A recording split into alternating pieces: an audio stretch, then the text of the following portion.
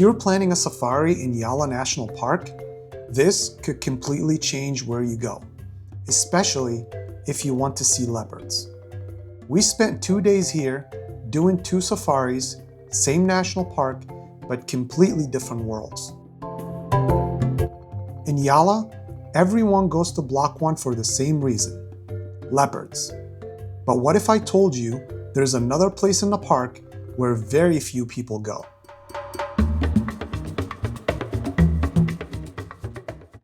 Hey guys, welcome back to our channel. If you're new here, we travel the world full-time looking for amazing experiences that are worth our time, and we share them with everyone. Today, we're here in Sri Lanka on our first safari ever, in one of Asia's top safari destinations. Over the next 2 days, we're going deep into Yala National Park on full-day private safaris, and we will be comparing 2 completely different sides of the park, including the most popular zone and supposedly one of the best places in the world to spot leopards. But is it actually the best? So let's find out.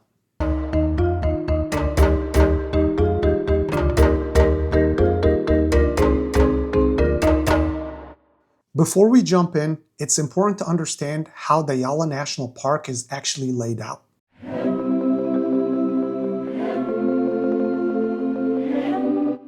Yala is divided into several blocks, each with different landscapes, wildlife diversity, and safari experiences. Block 1, the most famous, easiest to access, and known for its unique wildlife diversity and higher leopard density, but it's also the most crowded. Block 2, which is closed for conservation. Block 3, 4, and 5, which are more remote, less visited, and much quieter. And finally, Block 6, which is even further out, bordering the Yala National Park, which is raw, wild, and where things feel a lot less predictable.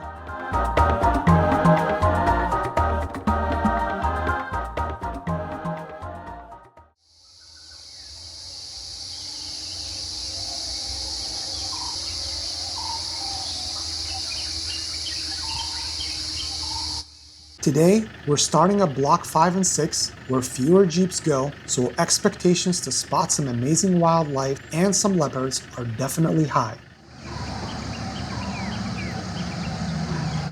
All right, so it's a big morning for us. Already we have not been disappointed. Yeah, we saw some deer on the way in, and we also just saw a peacock crossing the road over here. I think I got a pretty good picture of him. And a golden jackal. So we haven't even gotten to the park yet. And a water buffalo.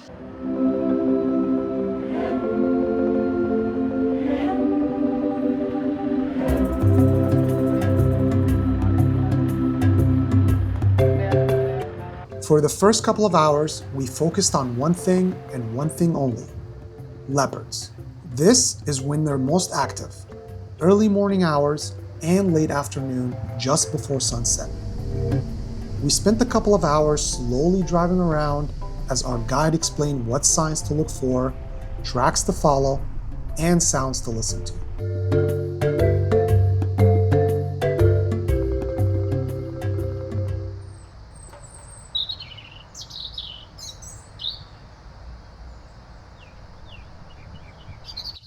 But nothing. No tracks, no calls, no movement, just silence.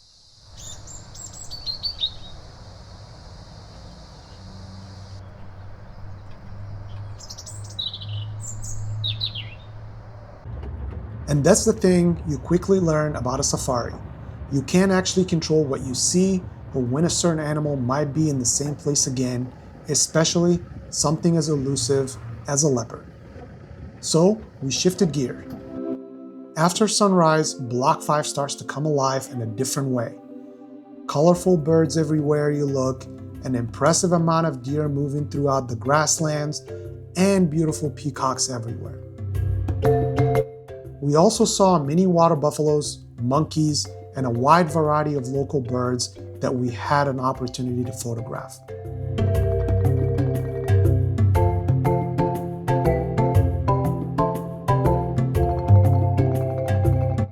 If you want to see some of these amazing photos, Be sure to check out our Instagram page for that.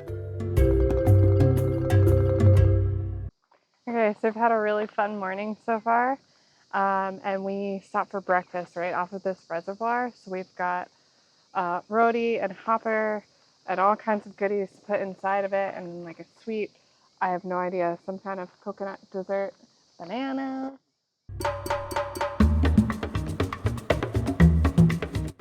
After breakfast, our exploration continued. All throughout the tour, our guide was absolutely amazing, thoroughly explaining and sharing his knowledge of the animals, like their lifespan, routine, which made the whole experience much more immersive.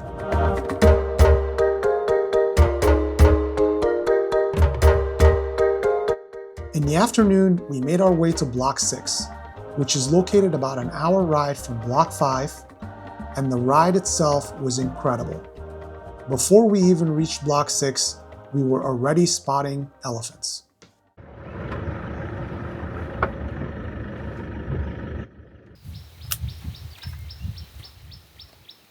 Is it like a mom and a baby? Yeah. Oh my god.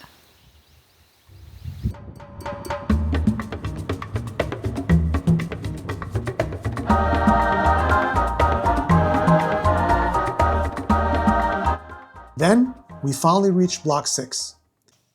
So there is literally no other vehicles here. It's just us and these elephants.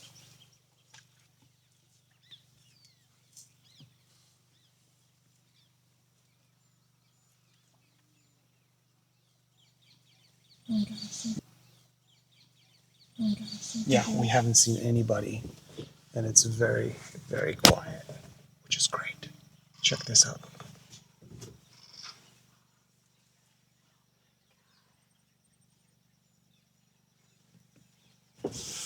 Look at this guy.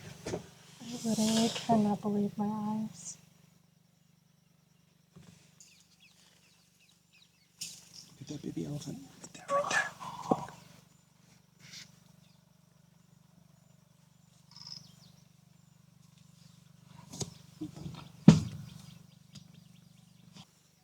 What do you think about these wild elephants? This is the most insane thing I've ever experienced.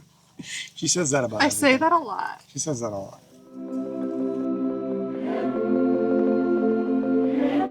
We spent the next hour just observing them, watching how they move, how they interact, and it was absolutely amazing. It's quieter here, no traffic, no pressure, just wildlife doing its thing. And even though we didn't spot any leopards today, this felt like a true safari experience.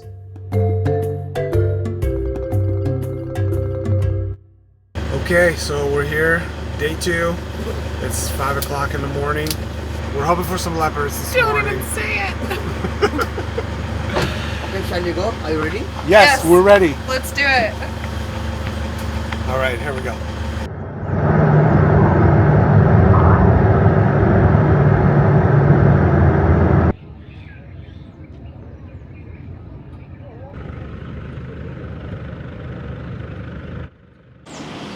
Okay, so we are at Yala Block 1, and it is very different than yesterday, which we expected. But yesterday we were one of like 7 vehicles at the lineup. I can't even count how many there are. Yeah, it's already much more crowded. We waited in line for about 15 minutes to get our entrance pass and for the park to open. It's important to know that the park is not open to visitors until 6 a.m. exactly. And once it's open, all the vehicles slowly make their way into the park, so you may be sitting in line for a few more minutes.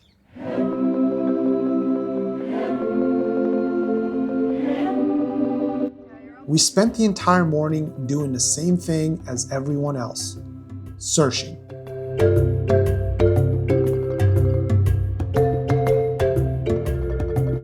We found Block 1 to be just as impressive when it comes to spotting wildlife, but obviously significantly more crowded. So don't be surprised if you're waiting in the traffic jam for a few minutes just to see an elephant. So we sped really fast for like 10 minutes to get here. So we're waiting in line right now because somewhere over there in that tree there's a leopard and everybody's in line to take a picture or a video. I'm gonna try to do both.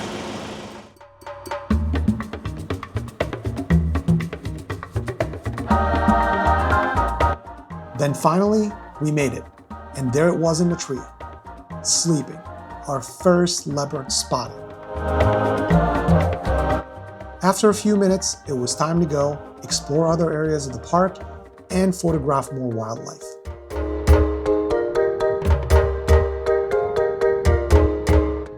It's also important to know that Block 1 closes every day from 12 to 2 p.m.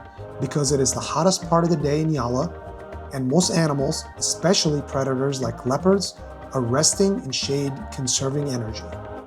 So, if jeeps were allowed to keep driving around, animals would be disturbed during the recovery time, which would increase their stress and change their natural behavior. So during that time, full-day safaris go to the cafe to eat lunch and rest, while morning safaris exit the park. After lunch, we had a couple of hours to explore more remote parts of Block 1, which we found there to be plenty of.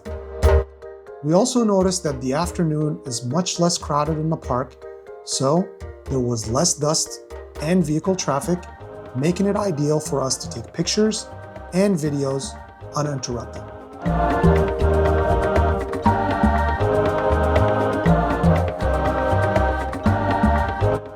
Then, right at the end of the day, we got a tip. We hear there's another leopard, but this time it's different. This is absolutely insane. We have seen one leopard all day, and then our guide was rushing, and it's near the end of the day, rushing, and we knew it was a tip. And so we have been watching this leopard for the past like 15, 20 minutes. And I'm telling you, it's just like watching straight out of like the Discovery Channel.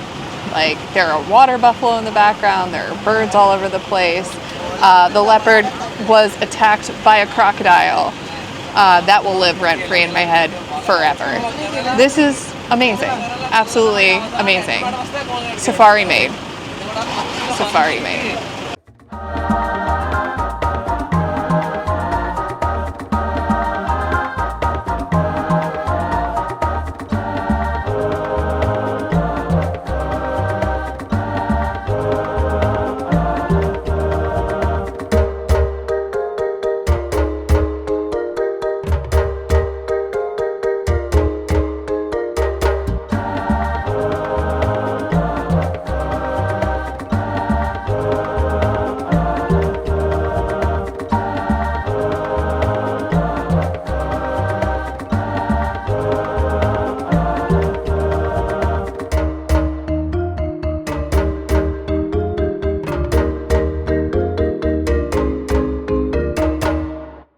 Yeah, great day. But we're almost out of time, so we gotta head out of here soon. But overall, fantastic experience. So let's compare Block 1 to Block 5 and 6. Block 1, there's a greater chance of you spotting leopards, but remember, it's not guaranteed. The downside is it tends to be very crowded, fast-paced, and sometimes chaotic. Block 5 and 6 is much more condensed, a bit further, so it's a lot quieter and much more raw, but the downside is its smaller leopard population make the chance of you spotting them much lower, but not unlikely. Now, here are some important tips and recommendations to consider if you're planning on booking a safari in Yala. Tip number 1, go early and go full day because the best sightings happen early in the morning and late afternoon. Half day just isn't enough, especially in Block 1 with the late afternoon closure in the park. Tip number 2, mix your blocks. Don't just go to Block 1. Mix it up with Block 5 and 6 so that way you get a full immersive experience of the entire national park and all the amazing wildlife in it. Tip number 3, book a private safari with a good tour guide. A knowledgeable tour guide can make or break your safari experience, especially when it comes to tracking, communicating with other guides on wildlife tips, and avoiding crowds.